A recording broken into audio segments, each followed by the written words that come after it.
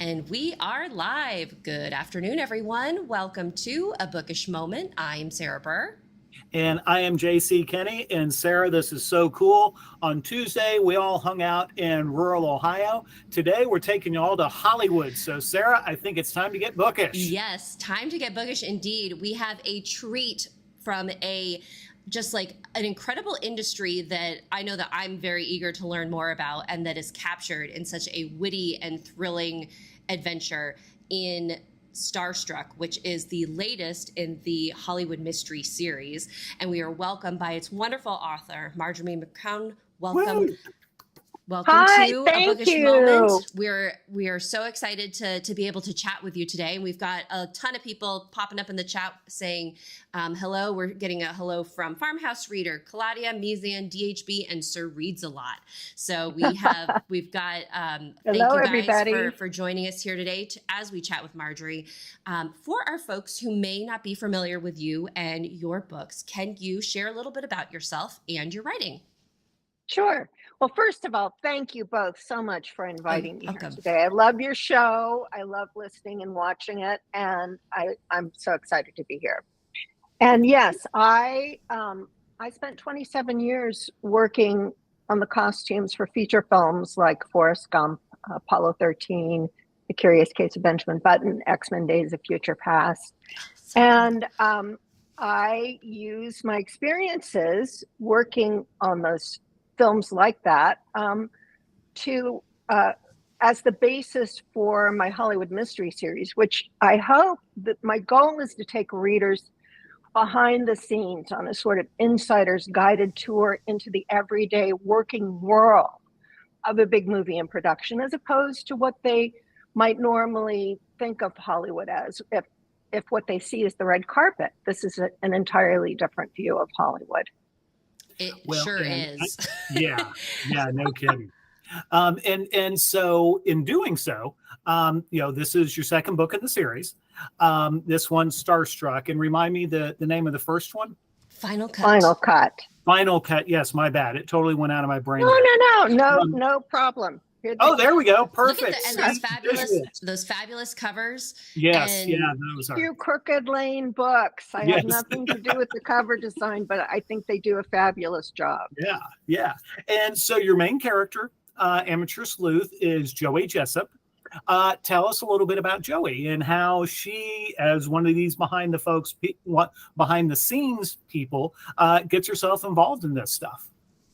Yes, well, spoiler alert, Joey is a key costumer for big feature films. And in Final Cut, she, on the first day of shooting for a big superhero movie, she stumbles over the body of a coworker on the Malibu beach where they're shooting the movie. And she immediately becomes a suspect, not only because she found the body, but because the victim was seeing her ex. Oh. And yeah. And then in Starstruck, she's working on another movie with two of the biggest box office stars in the world, although the leading lady, Gillian Best, is known more for her lifestyle brand than her acting. But after a fatal traffic accident near the movie set, Joey realizes that the car involved in the accident belongs to Gillian. And she starts to wonder if the actress has more to hide than her Botox appointments. Oh my So God. She the thing is, she's curious, and she's a problem solver by nature and by virtue of the job she does, because that's so much a part of what you do every day in film but that's with most jobs, but film is a very fluid working situation. Things are always changing, and you just have to really be ready to roll with it and just solve whatever comes up. Well, when you were mentioning about like how you one of your goals was to give readers an inside view as to the world of Hollywood. I will have to tell you, as I was reading Starstruck, so you're getting your introduction to Joey, and I'm like, okay, like she's a costume designer, but it's like, wait, no, she is a key costumer. And then you have the costume supervisor, the costume designer, you have personal costumers, and this world that I thought was like director, cinematographer, costume designer, and then like their assistants just like exploded. And there's so much going on. Yay! And I found it so fascinating of the hierarchy of people that we're dealing with, who, you know, you've got this great pool of suspects because there are so many people involved in the making of a film, especially talking about Jillian, who like her crew of people was just, I needed a call sheet for each of them. It's like just trying to, and this world that Joey, who is number one, a really nice, like decent, down to earth human being. Like I really, really loved her character and how she is really like centered in this world of just like constant activity, but also just like so much tension and kind of animosity between all of the key players that are working together. She was just such a bright light, and watching her navigate these different relationships. I'm wondering if you could maybe share for our audience members kind of who are some of the key players that we have in Starstruck, and how maybe on a movie set their titles or their positions interact with one another. Okay.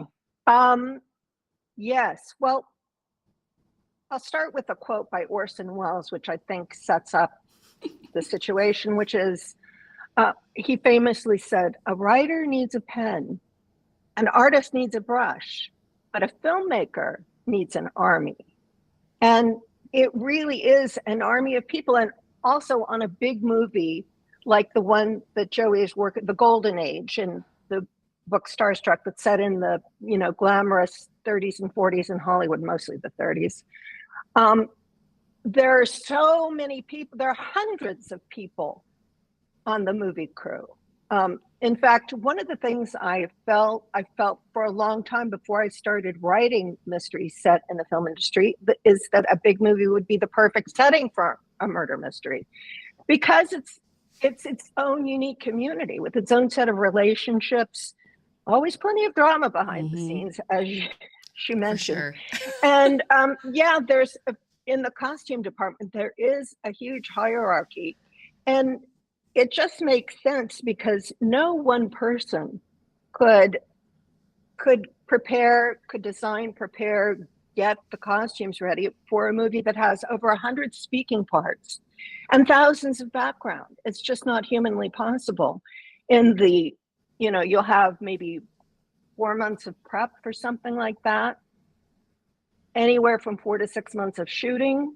And they're just, and you keep on, you don't even have enough time to prep all the costumes during pre-production. So prepping continues throughout the shooting, and there are several people on the design team, which will be the costume designer, the assistant costume designer, 1 or 2 key costumers, depending on the structure of the crew for that show. There's always an illustrator, sometimes 2 now, because the studios don't want hand-drawn sketches anymore. They want those computer-generated illustrations that look like their movie and that look like a slide of film from the movie. So you have a big team right at the top, and then you have your supervisor, who is in charge of the budget and also most of the logistics for the film. You'll have somebody who's a department coordinator. You'll have any number of prep costumers, shoppers, people who just go into costume houses and pull things from stock.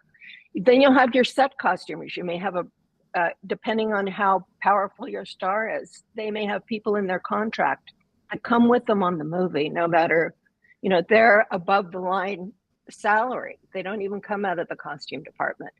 And so you'll have your personal costumers depending on the star, and then you'll have principal costumers who take care of like the speaking parts who don't have the clout to have somebody come with them.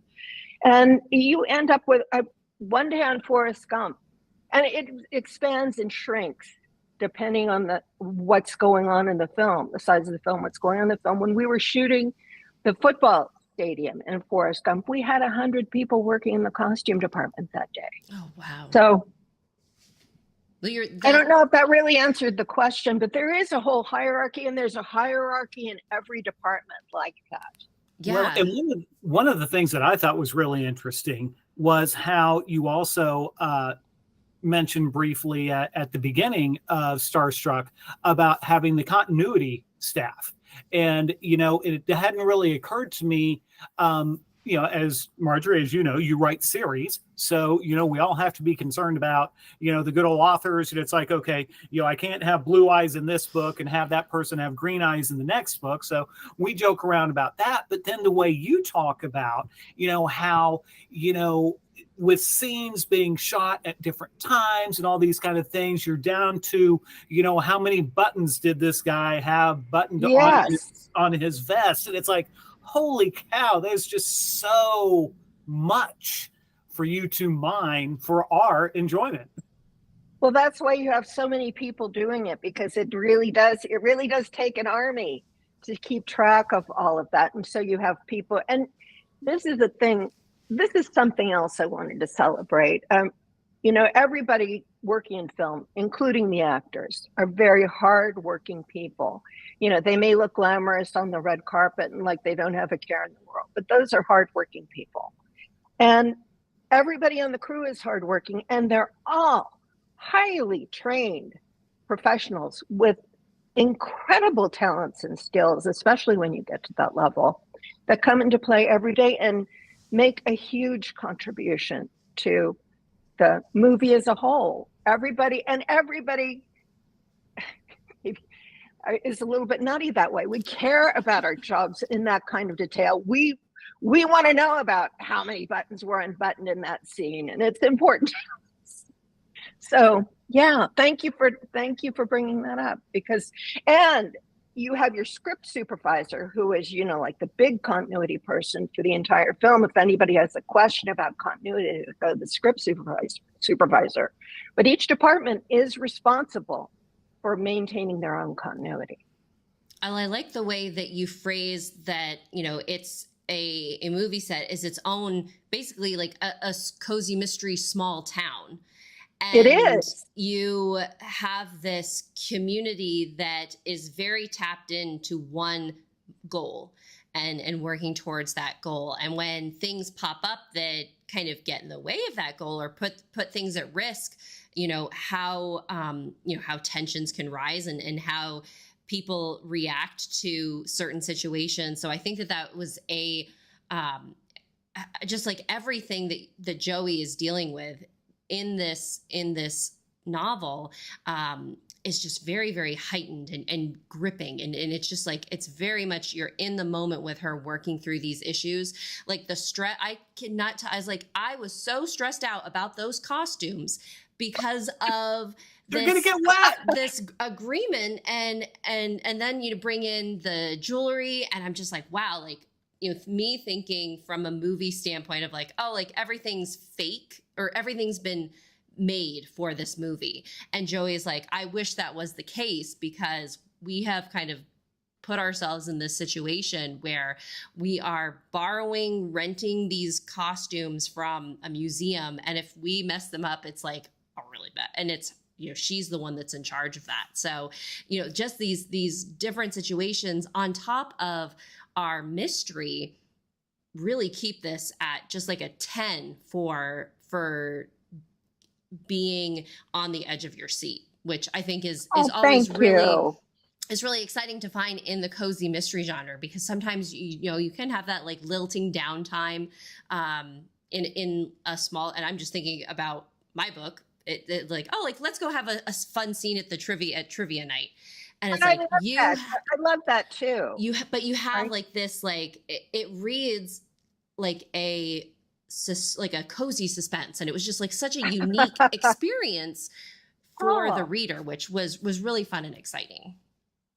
Thank you so much. That's exactly what I was hoping for. No, thank you so much. I really appreciate that. And I realized, like, wait, I really didn't give you a question, and that was like me just gushing how fun and enjoyable this was. We tend to do that. So let me first backtrack a little bit, because since we are talking about how wonderful this book is, we do have a giveaway today for Starstruck, where one of our lucky viewers will win a is it paperback, hardback? Hardback copy. Ooh, we love it. Love it. Love it.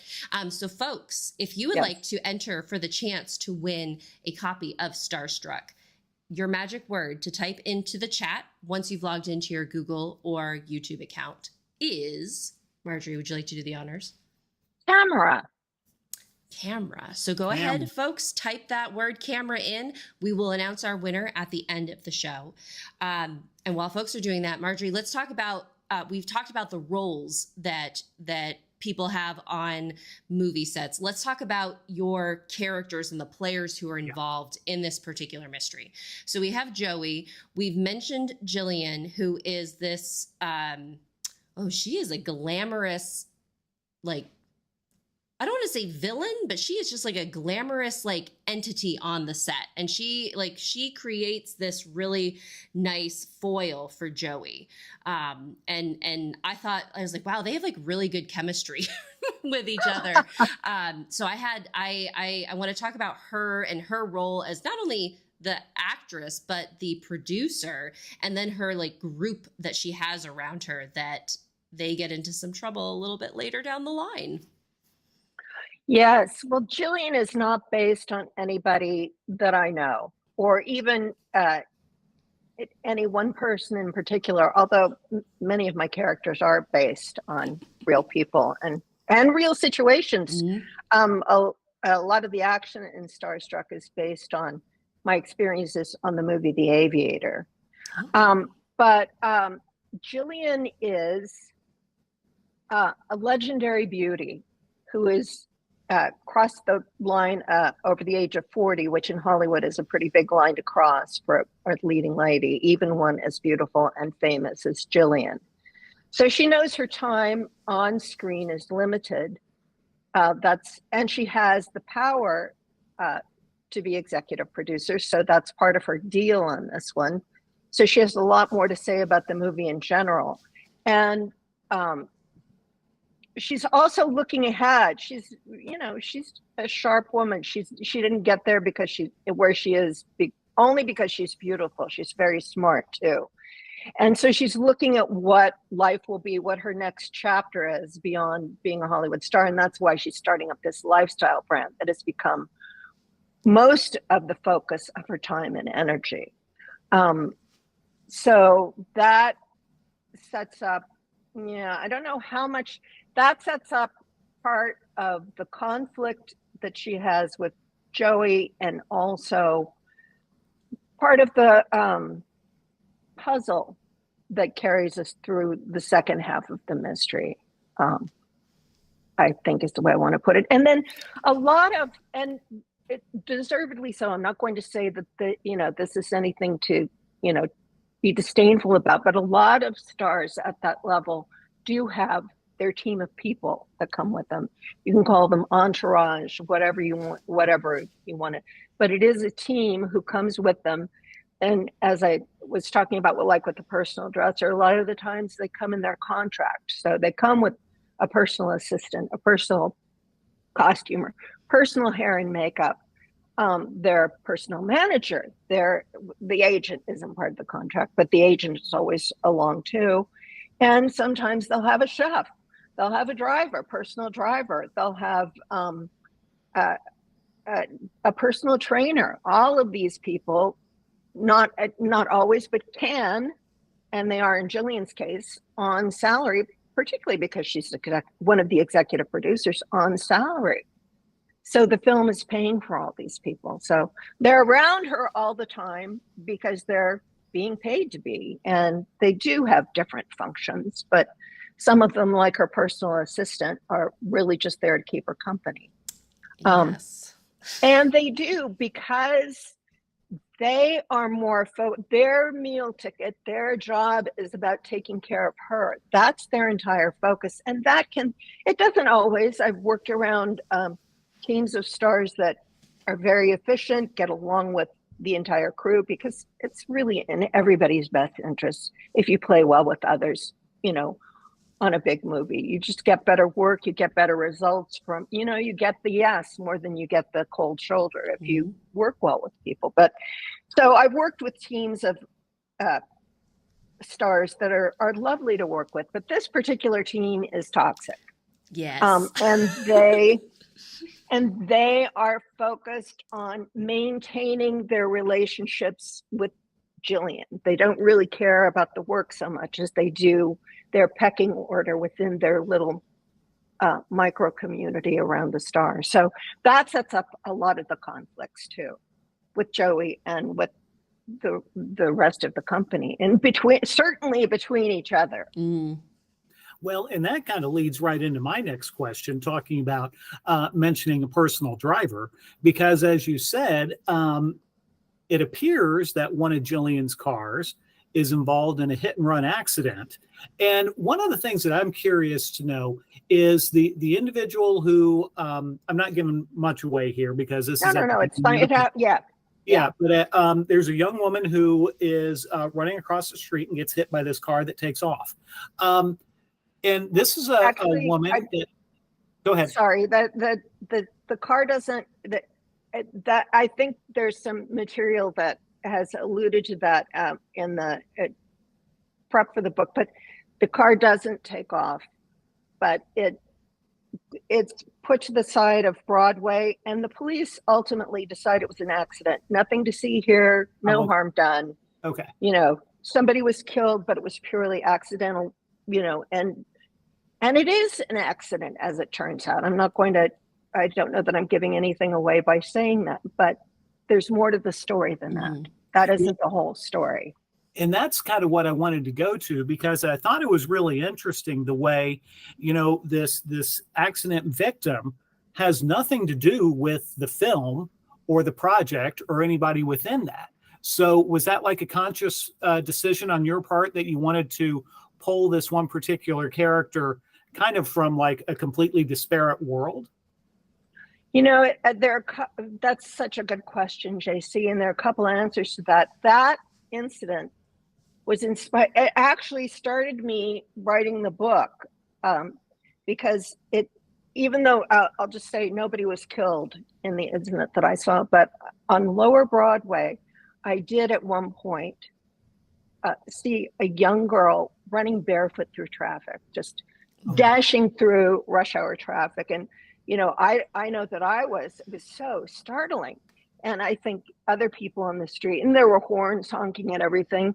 And this girl did make it to the other side and just kept on running. Nobody seemed to be chasing her. Don't know why she was running. I don't know anything about what happened to her. But that was like the germ of the idea that grew into this book. And from that came the idea that here they are, and I've thought about this a lot working in movies for almost 30 years.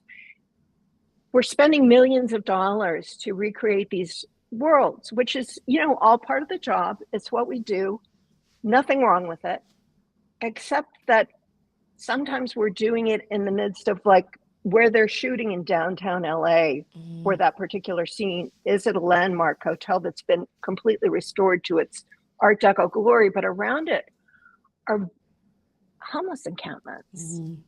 And so just the dichotomy, the contrast of those worlds was interesting to me, and carries through the rest of the book with Frank and Breezy, the homeless veteran and his dog that she makes friends with, and their interactions and their story later on in the book. It's just a theme that continues and makes Joey, I hope, at the end, it provides her with the character arc that helps her character to grow a little bit and to think in a bigger way about the world and about her city.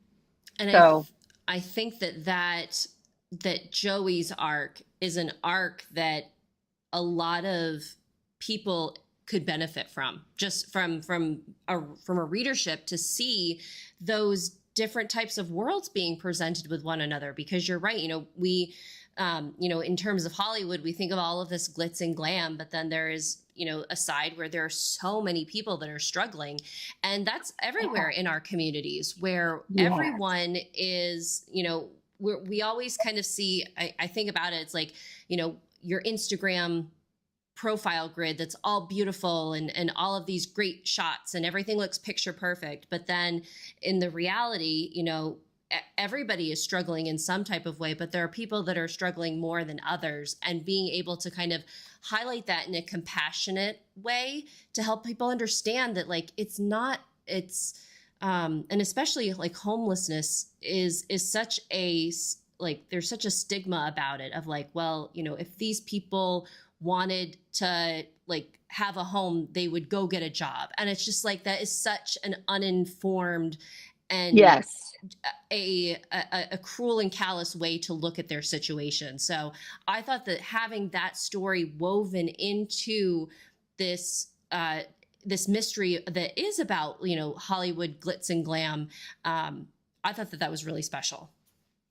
Thank you so much, because you really, Sarah, you just hit the heart of the story. Because as I was writing, I had signs up all over the place. Everybody is struggling. Mm. Everybody is struggling. Jillian's struggling in her way with where she's going to go next. Joey is struggling in her way with what's happened to her before. Everybody is struggling, and it's our universal condition. So if we can just open our hearts to each other a little bit and try and see things from other people's perspective. I mean, it's a very simplistic theme when you come right down to it, but that is really the heart of everything, where at the end she's like, if you just put out your hand to help somebody every day, that changes everything. Those are some solid words to go by. I mean, and it's so true for all of us. Unfortunately, we've only got a couple minutes left. Oh, you guys! I told you that time would fly, and you're too good. We've been so engrossed in our chatter that Susan in the chat has said she's just loving this conversation. So I think we've got a lot of people watching with their mouths open, like, oh my gosh. Mizan saying yes, this went by so fast. So to wrap up in a more informed way, Marjorie, Starstruck is out now. Do we have, are there plans for another mystery with Joey, or are you working on something new? What can we have else to look forward to your work out in the world? I do have a big long outline for book number 3, which the working title is Shot List. Ooh. But that's about all I'm prepared to say, because if I start getting into any, I'll get really in the weeds. Okay. So I don't have a log line yet. That's fine. All we need to know is that there will be more, and that's all that we can ask for. Yes. So again, absolutely fascinating conversation. We'll have to have you back just so that we can continue it, because again, time goes by way too quickly. But it was absolutely wonderful getting to know you, getting to know Joey, getting to know the world that she inhabits, and just that curtain pulled back so vividly and so much. I just learned so much reading this book, and I think that that's a rare thing to entertain somebody, but really make them learn. I think that's brilliant. Thank you. Congratulations on a fabulous second book. And I'm gonna have to go back and read book 1 so that I can see how it all began. Yeah. Well, and thank you both. Oh, sorry. Go ahead. Oh, no, I was just saying, speaking of books, is it time for the giveaway? Time for the grand finale? Blockbuster episode here, folks. Yes. Straight from Hollywood. So the winner of our giveaway this afternoon is Farmhouse Reader. Congratulations, Farmhouse Reader. Congratulations. You know the drill, folks. Go ahead and email me at giveaways@itsbookishtime.com. Your mailing address, I'll get your information on over to Marjorie, and we will get your book to you because you're not going to want to miss this one. No. Again, so gripping. And Marjorie, thank you for spending time with us this afternoon. It was an absolute treat to get to pick your brain and to dive into this just really enchanting and just, it's a world we all know because we all watch movies, but like to know it like you do is fascinating. So again, thank you for being here to share your insights with us. Oh, thank you both. You're both fabulous. I enjoyed every second, and thank you for inviting me on your wonderful show. Well, thank you. And we love to hear it. We always love to have folks on to celebrate and have fun being bookish with our wonderful audience members who joined us live. Thank you guys. We always appreciate you carving time out of your day to be here with us. And to folks who are watching the broadcast after the fact, feel free to comment any additional questions or comments that you have about Marjorie and her fabulous work. And real quick, Marjorie, if folks want to connect with you, where can they find you? MarjorieMcCown.com. And that's my website. And there's information about the books and all my social media contacts. And they can sign up for my newsletter if they want to. And if they sign up for the newsletter, they can read the first chapter of Starstruck for free. Oh, nice. That's a big bonus. Yeah. Yeah. There you go, folks. So everybody has their takeaway. Either, well, first sign up, then read the first chapter, then go buy the rest of the book. Yes. All right, everybody. Well, again, happy Thursday. We will be back next Tuesday, I believe, 4:30 p.m. Eastern Standard Time for another bookish moment. We're going to be joined by Jenny Dandy and talking about her new novel out just recently. So again, more bookish fun on the horizon. Marjorie, thank you for being here this afternoon. Thank you. And to our wonderful viewers, until we see you again, stay bookish. Bye, everybody.